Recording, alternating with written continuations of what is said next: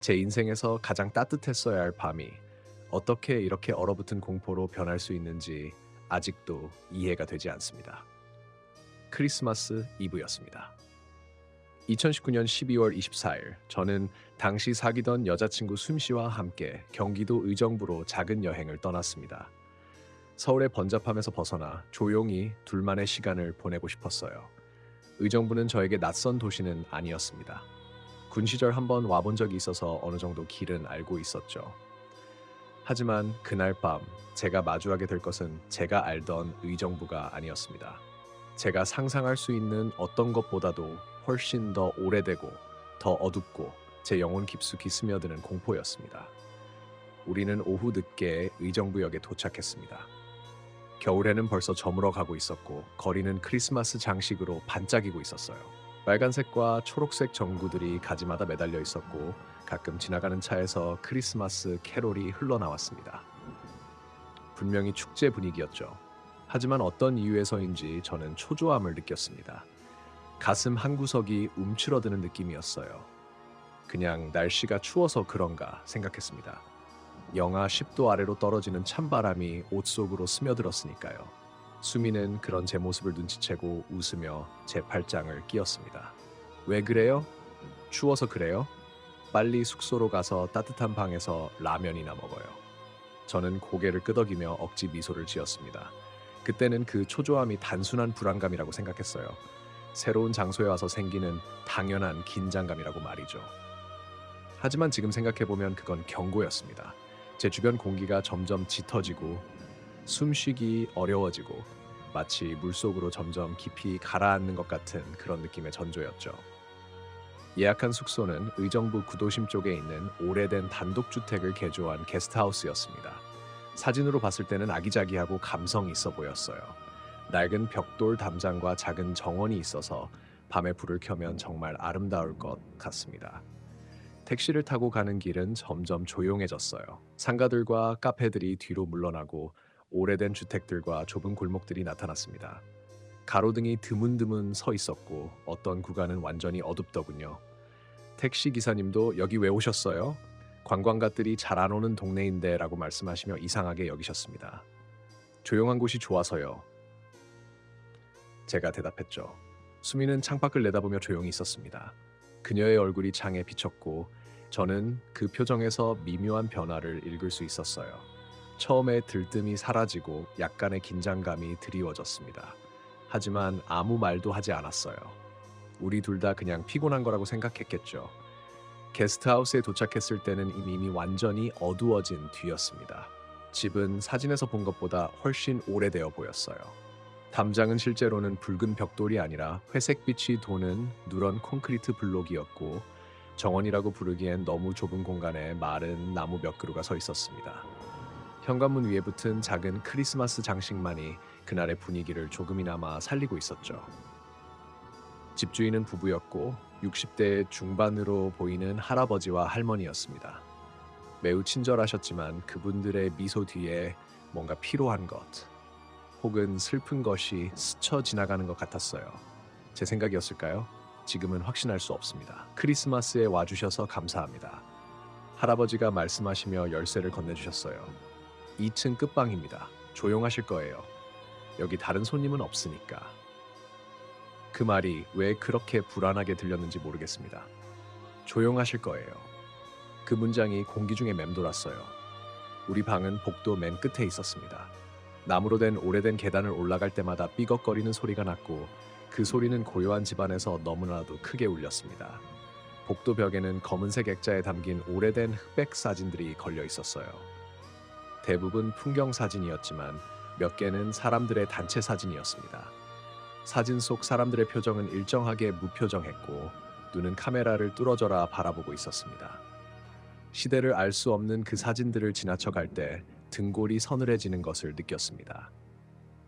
방에 들어서자 일단은 괜찮아 보였습니다. 깨끗했고 따뜻했어요. 바닥 난방이 잘 되고 있었죠. 큰 창문이 있었고 밖에는 동네의 낡은 지붕들과 빈 공터가 보였습니다. 수미는 바로 짐을 풀기 시작했고 저는 창가에 서서 밖을 내다보았습니다. 밤하늘은 맑았지만 별은 거의 보이지 않았어요. 도시의 빛이 너무 강했나 봅니다. 그런데 저 멀리 공터 건너편에 무언가가 서 있는 것이 보였습니다. 나무일까요? 기둥일까요? 형태를 분간하기 어려웠지만 유난히 어둡고 길쭉한 실루엣이었습니다. 계속 바라보고 있는데 갑자기 그 형태가 움직이는 것 같았어요. 고개를 저으면서 저는 순간 눈을 깜빡였습니다. 피곤해서 생긴 착각이겠지 생각했습니다. 다시 보니 그대로 있었습니다. 그냥 나무일 거예요. 뭐 봐요? 수민이 다가와 제 옆에 섰습니다. 아니 그냥 저기 공터에 뭔가 있네. 수민은 창밖을 내다보았습니다. 나무 아닌가요? 어두워서 잘 안 보이네. 맞아, 나무일 거야. 제가 확신에 찬 목소리로 말했어요. 스스로를 안심시키려는 그런 목소리로. 우리는 간단히 짐을 정리하고 근처 편의점에서 라면과 간식거리를 사왔습니다. 다시 나갈 때는 할아버지가 현관에서 신문을 보고 계셨어요. 저희가 나가는 것을 보시더니 이상한 말씀을 하셨습니다. 늦게까지 돌아다니지 마세요. 이 동네는 밤에 어둡습니다. 그 말을 할 때 할아버지의 눈은 신문이 아닌 저를 보고 있었습니다. 그 눈빛에는 단순한 걱정 이상의 것이 담겨 있었어요. 경고였습니다. 하지만 정확히 무엇을 경고하는지 알 수 없었죠. 네, 일찍 들어올게요. 제가 어색하게 답변했고 우리는 밖으로 나왔습니다. 밖은 더욱 추워졌습니다. 바람도 살짝 불기 시작했어요. 편의점까지는 5분 거리도 안 되었지만 그 짧은 거리가 끝없이 길게 느껴졌습니다. 골목은 죽음처럼 고요했고 우리 발자국 소리만이 콩콩 울렸습니다. 가로등 아래로 지나갈 때마다 우리 그림자가 길게 늘어졌다가 짧아졌다를 반복했어요. 그런데 한 번은 제 그림자 옆에 하나 더 있는 것 같았습니다. 세 번째 그림자. 저는 뒤를 돌아봤지만 아무도 없었습니다. 수미는 제가 갑자기 뒤를 도는 바람에 깜짝 놀랐습니다. 왜 그래요? 아, 그냥 바람이 차가워서 변명했죠. 편의점에서 돌아오는 길 저는 다시 그 공터를 지나쳤습니다. 낮에 봤던 그 나무처럼 생긴 것이 보일 거라 생각했지만 보이지 않았어요. 공터는 텅 비어 있었습니다. 어둠 속에 사라진 걸까요? 그런 생각을 하는 제 자신이 어리석게 느껴졌습니다. 그냥 나무였을 텐데 왜 이렇게 집착하는 거지? 방으로 돌아와서는 따뜻한 라면을 먹으며 TV를 켰습니다. 크리스마스 특집 프로그램들이 방송되고 있었지만 우리는 대부분 잡담을 나누었어요. 평범한 데이트처럼 느껴졌습니다. 그런데 점점 분위기가 변하기 시작했어요. 첫 번째 이상한 점은 소리였습니다. 천장에서 뭔가가 끄는 소리가 났어요. 칙칙 칙칙, 마치 무거운 가구를 미는 소리처럼. 우리는 TV 소리를 줄이고 귀를 기울였습니다. 소리는 몇 초 동안 계속되다가 멈췄습니다. 위층에 누가 살아요? 수민이 낮은 목소리로 물었습니다. 할아버지 할머니 방은 1층이실 거야. 아마도 다른 손님이 왔나 봐. 그런데 할아버지가 다른 손님은 없다고 분명히 말씀하셨습니다. 우리 둘 다 그 사실을 기억하고 있었지만 언급하지 않았어요. 그러다 소리가 다시 시작됐습니다. 이번에는 더 명확했어요. 끄는 소리가 아니라 걷는 소리였습니다. 천천히 질질 끌면서 걷는 소리, 발소리가였습니다. 그리고 그 소리는 우리 방 바로 위 천장에서 나고 있었습니다. 저는 고개를 들어 천장을 바라보았습니다. 오래된 한옥 스타일의 집이라 천장은 나무 도리들이 드러나 있었어요. 그 사이로 틈새가 보이기도 했죠. 소리는 분명히 거기서 나고 있었습니다. 발소리는 한참 동안 이어졌다가 우리 방 위 한 지점에서 멈췄습니다. 마치 누군가가 우리 위에 서서 아래를 내려다보고 있는 것처럼. 공기가 꽉 막힌 것 같았습니다. 숨쉬기조차 어려웠어요. 수민의 손이 제 손을 꽉 잡았고 손바닥에 땀이 맺혔습니다. 우리는 말없이 서로를 바라보았습니다. 그 순간 우리 방문 밖 복도에서 다른 소리가 들렸습니다. 툭! 명확하게 문을 가볍게 두드리는 소리였어요. 한 번, 그리고 잠시 후에 또 한 번. 툭! 그 소리는 우리 방문에서 나온 게 아니었습니다. 복도 저쪽 계단 쪽에서 났습니다. 마치 누군가가 아래층에서 올라와서 복도에 들어서며 문틀을 두드리는 소리처럼. 저는 일어나려 했지만 다리가 풀리는 느낌이었습니다. 심장이 목구멍까지 치밀어 올라오는 듯했어요. 수미는 입을 손으로 막았고 눈은 공포에 얼어붙어 있었습니다. 복도에서 발소리가 다시 들렸습니다. 나무 바닥을 밟는 삐걱거리는 소리. 하지만 이번 소리는 천장에서 나는 발소리와는 리듬이 달랐어요. 더 느리고 더 무겁게. 한 걸음 한 걸음이 분명하게 들렸습니다. 그리고 그 소리는 점점 가까워지고 있었습니다. 우리 방문 앞에서 멈췄습니다. 문 밖으로는 어떤 그림자도 보이지 않았습니다. 문 아래 틈새로 빛이 새어오고 있었지만 그 빛을 가로막는 그림자는 없었어요. 하지만 분명히 누군가 혹은 무언가가 거기 서 있다는 느낌이 강하게 들었습니다. 온 방 안에 압력이 가해지는 것 같았죠. 귀가 먹먹해지고 머리가 아파오기 시작했습니다. 그리고 그때 문고리가 흔들렸습니다.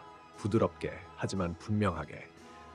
왼쪽으로 돌아갔다가 원래 위치로 돌아오는 누군가가 문고리를 돌리려는 시도처럼 저는 그 자리에서 꼼짝도 할 수 없었습니다.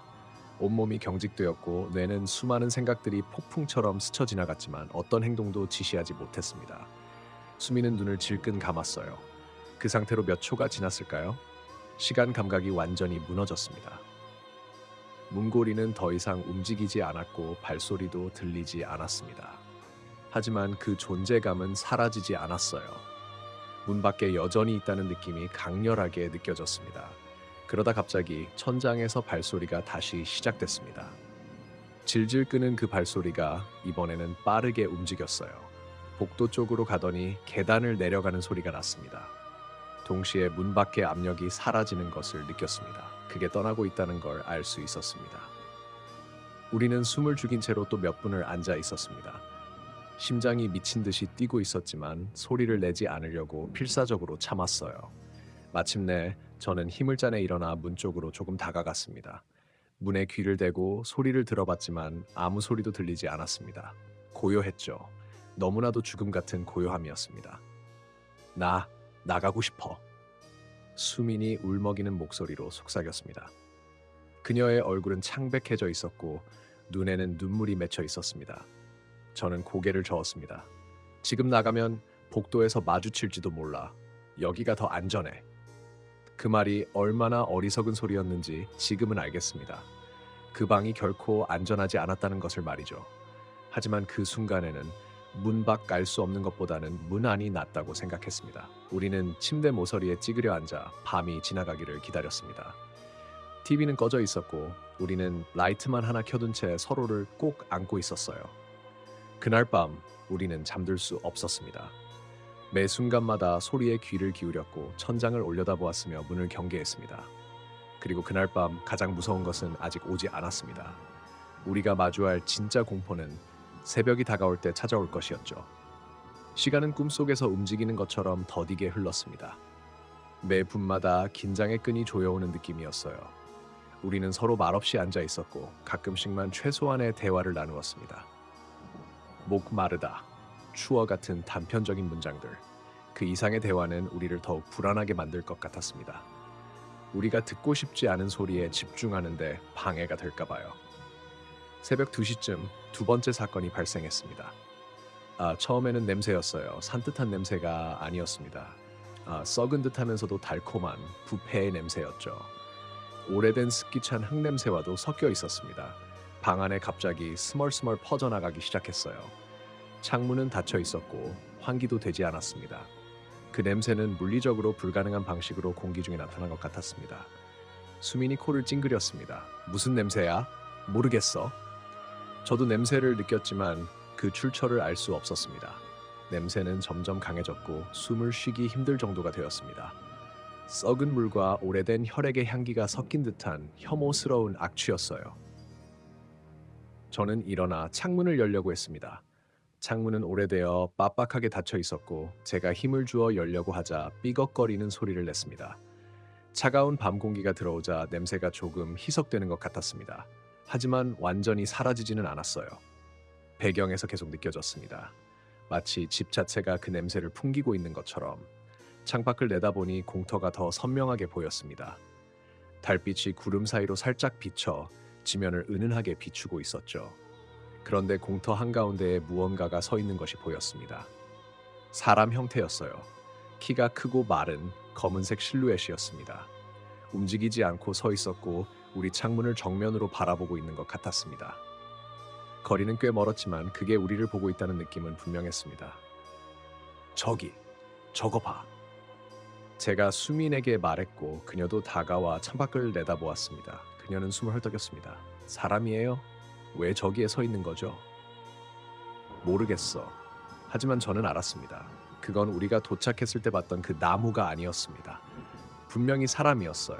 아니, 적어도 사람 형태였습니다. 우리는 창가에 서서 그 실루엣을 관찰했습니다. 10분이 지나도 움직이지 않았습니다. 바람에 옷자락이 나부끼는 것도 없었고 손을 움직이는 것도 없었어요. 그냥 서 있었습니다. 조각상처럼. 그러다 갑자기 그 실루엣이 고개를 끄덕였습니다. 한번 천천히 우리를 향해 인사하는 것처럼. 저는 등골이 오싹해지는 것을 느꼈습니다. 수미는 뒤로 물러서며 비명을 참았습니다. 그리고 그 순간 우리 방 안의 전등이 깜빡이기 시작했습니다. 몇 번 깜빡이더니 완전히 꺼져 버렸습니다. 방은 암흑에 빠졌고 단지 창밖의 달빛만이 희미하게 방 안을 비추고 있었습니다. 전원이 나갔어. 제가 속삭였지만 사실 그건 전원 문제가 아니라는 걸 느꼈습니다. 다른 방의 전등은 켜져 있을 거예요. 분전함을 확인하려고 문 쪽으로 조금 움직였을 때 제 시야 가장자리에 무언가가 보였습니다. 방 구석, 화장실 문 옆에 누군가 서 있었습니다.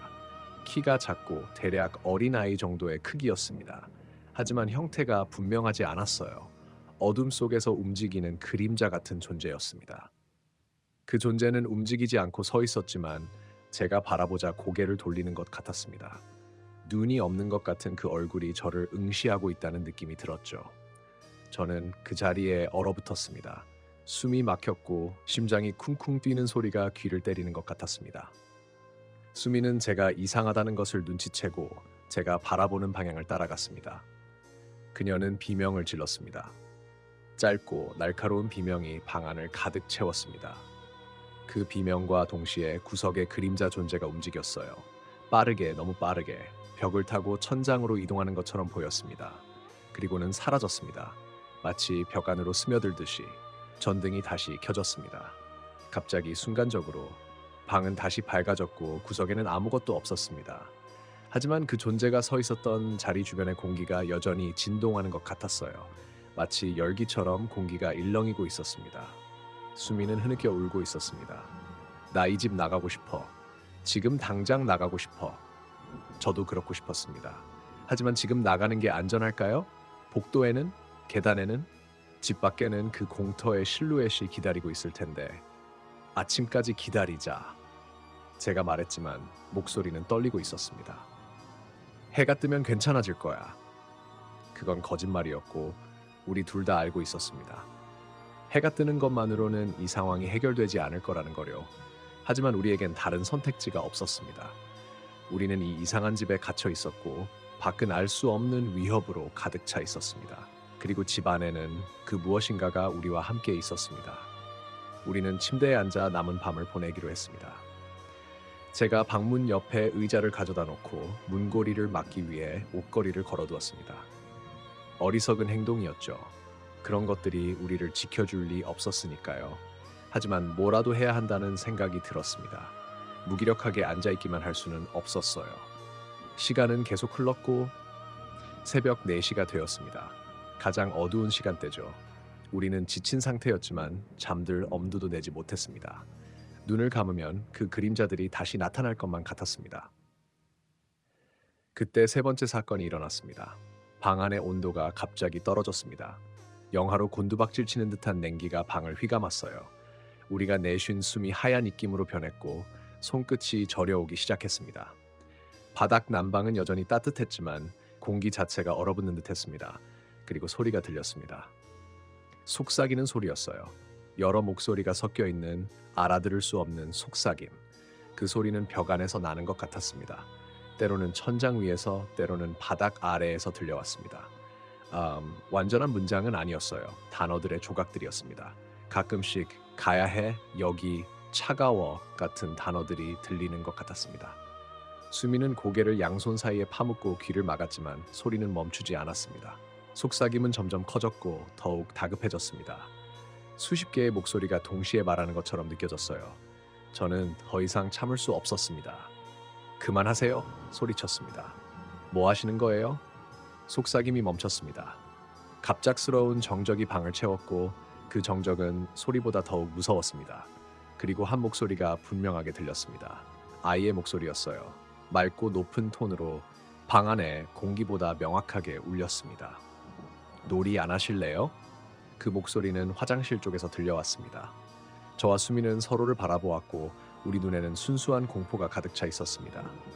저는 힘을 짜내 일어나 화장실 문 쪽으로 조금 다가갔습니다. 문은 닫혀 있었습니다. 누구세요? 제가 떨리는 목소리로 물었습니다. 대답은 없었습니다. 대신 화장실 문 아래 틈새로 빛이 새어나오기 시작했습니다. 화장실 안불이 켜진 겁니다. 하지만 우리는 분명히 화장실 불을 끄고 나왔습니다. 게다가 그 빛은 평범한 형광등의 하얀 빛이 아니었어요. 누런색이었고 깜빡거렸습니다. 양초 불빛처럼. 화장실 안에서 발자국 소리가 났습니다. 작고 가벼운 아이의 발자국 소리. 그 소리는 화장실 안을 걷다가 문 앞에서 멈췄습니다. 문고리가 흔들리기 시작했습니다. 천천히 좌우로. 그리고 문이 안쪽에서 밀리는 듯한 느낌이 들었습니다. 문이 달랑거리며 흔들렸어요. 하지만 제가 걸어둔 옷걸이가 있어서 열리지는 않았습니다. 놀자. 그 아이 목소리가 다시 들렸습니다. 이번에는 더 가까이서 마치 문 바로 뒤에서 말하는 것처럼 수민이 비명을 지르기 시작했습니다. 끊임없이 공포에 질린 비명을. 저는 그녀를 안고 그녀의 입을 막으려 했습니다. 비명이 상황을 더 악화시킬까봐 두려웠거든요. 하지만 이미 늦었습니다. 화장실 문이 힘차게 흔들리기 시작했습니다. 옷걸이가 덜컥거리며 떨어질 것 같았고 문은 힘에 굴복할 듯 했습니다. 그리고 그때 우리 방의 문도 흔들리기 시작했어요.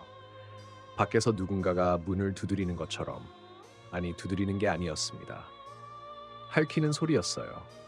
날카로운 손톱으로 문을 긁는 소리. 핥히는 소리, 문이 흔들리는 소리, 수민의 흐느낌, 그리고 화장실 안의 아이의 웃음소리. 모든 소리가 하나로 합쳐져 악몽 같은 교향곡을 이루었습니다. 저는 더 이상 생각할 수 없었습니다. 본능이 작동했어요. 우리는 이 집을 탈출해야 했습니다. 지금 당장! 창문으로! 제가 소리쳤습니다. 우리는 침대에서 뛰어내려 창문 쪽으로 달려갔습니다. 창문은 2층이었지만 아래는 부드러운 흙밭이었습니다. 높이는 약 3m 정도 되어 보였어요. 떨어지면 다칠 수도 있었지만 지금 당장의 선택지는 그것뿐이었습니다. 저는 창문을 완전히 열고 수민을 밖으로 내보내려 했습니다. 그녀는 망설였지만 방 안에서 들려오는 소리들을 듣자마자 결심을 굳혔습니다. 그녀는 창턱에 걸터 앉아 아래를 내려다보았습니다. 그 순간 우리 방의 문이 힘차게 열렸습니다. 옷걸이가 부러지며 바닥으로 떨어졌고 문은 벽을 강타하며 열렸습니다. 하지만 문 앞에는 아무도 없었습니다. 텅 비어 있었죠. 하지만 그 열린 문을 통해 복도가 보였습니다. 그리고 복도에는 수십 개의 그림자들이 서 있었습니다. 다양한 크기와 형태의 그림자들이요.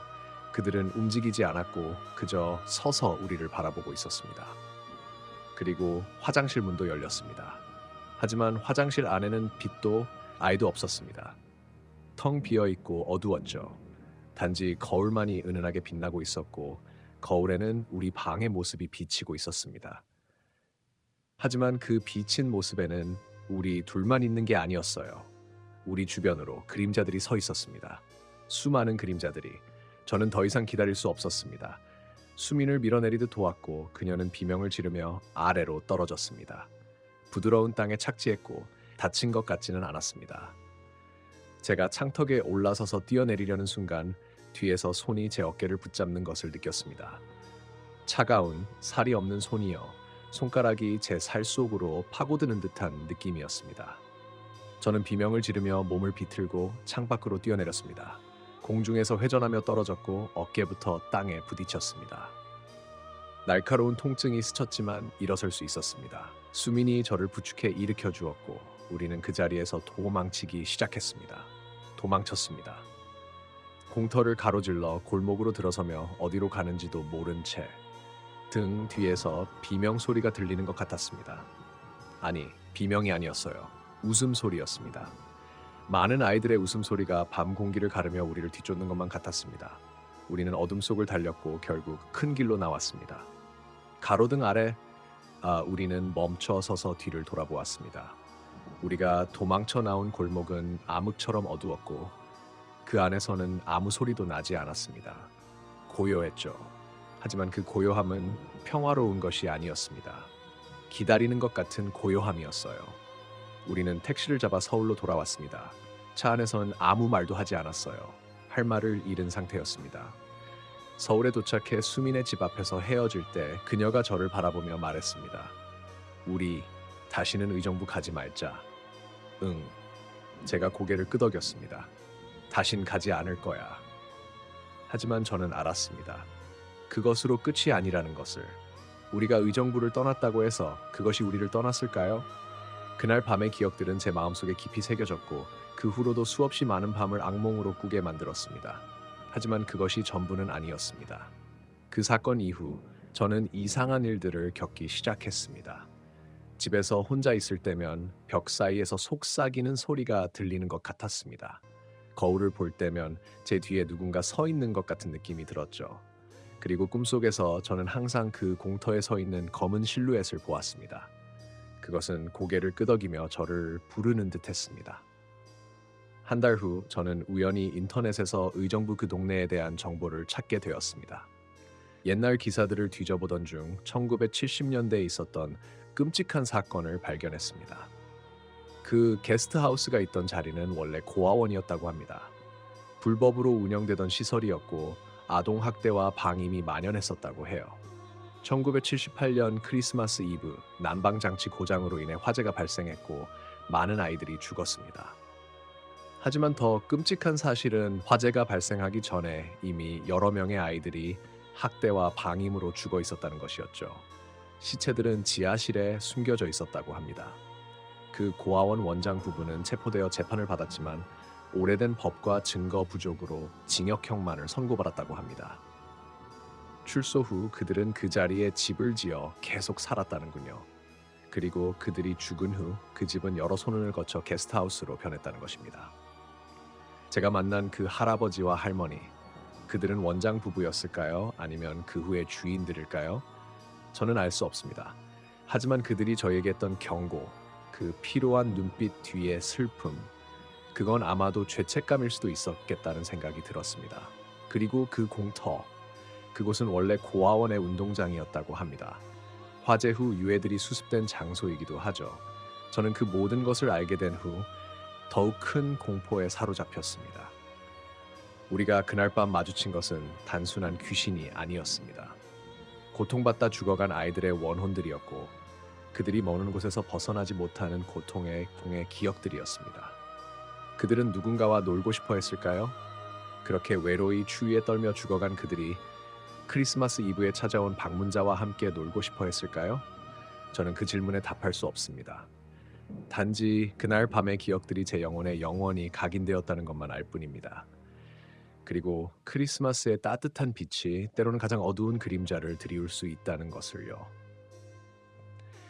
이제 여러 해가 지났지만 저는 여전히 12월이 오면 가슴이 답답해집니다. 창밖을 바라볼 때 혹시라도 검은 실루엣이 보이지 않을까 조심하게 되죠. 그리고 속삭이는 소리가 들리지 않도록 항상 작은 소리를 내며 생활합니다. 그날 밤 우리는 단순히 무서운 경험을 한 것이 아니었습니다. 우리는 누군가의 비극적인 과거를 마주했고 그들이 남긴 고통의 흔적을 지나쳤을 뿐입니다. 그리고 때로 그런 흔적들은 지워지지 않고 대신 지나가는 이들에게 자신들의 이야기를 속삭이며 기억되길 바라는지도 모릅니다. 하지만 그 이야기들은 듣는 이의 영혼을 얼어붙게 만듭니다. 영원히.